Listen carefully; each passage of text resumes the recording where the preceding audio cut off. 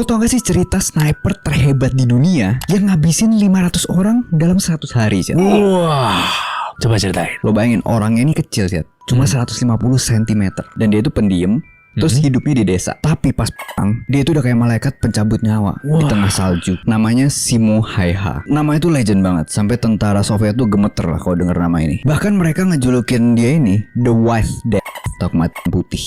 Oke, jadi ceritanya dimulai dari masa kecil Simo yang normal banget, Chat. Lahir di tahun 1905 di desa kecil di Finlandia. Di umur 17 tahun, dia ini jadi volunteer civil guard, semacam pasukan cadangan gitu. Terus umur 19 dia itu ikut wajib militer. Tapi abis itu ya dia balik lagi ke ladang jadi petani. Bener-bener gak ada niatan jadi tentara profesional. Hidupnya tenang sampai akhirnya dunia mulai panas di akhir tahun 1930-an. Ini mulai kacau pas Jerman sama Soviet bikin perjanjian Molotov-Ribbentrop Pact. Awalnya kayak perjanjian gak saling serang, tapi diam-diam mereka bagi-bagi wilayah Eropa. Finlandia ini kebagian zona pengaruhnya Soviet. Jadi Soviet ini minta Finlandia itu nyerahin sebagian wilayahnya, tapi ditolak sama Finlandia.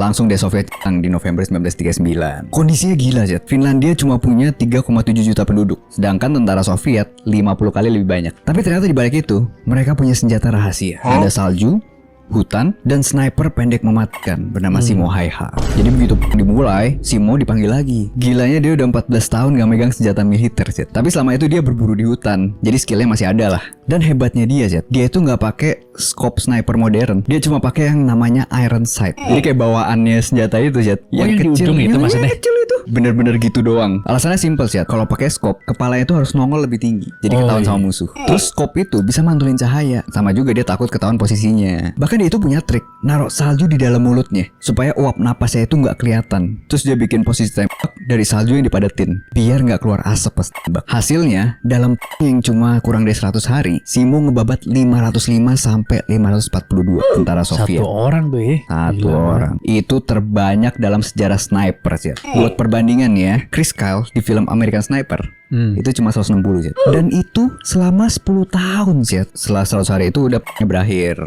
Terus habis itu apa yang dia lakukan setelah perangnya berakhir? Ya biasa, nyalek habis itu, Chat.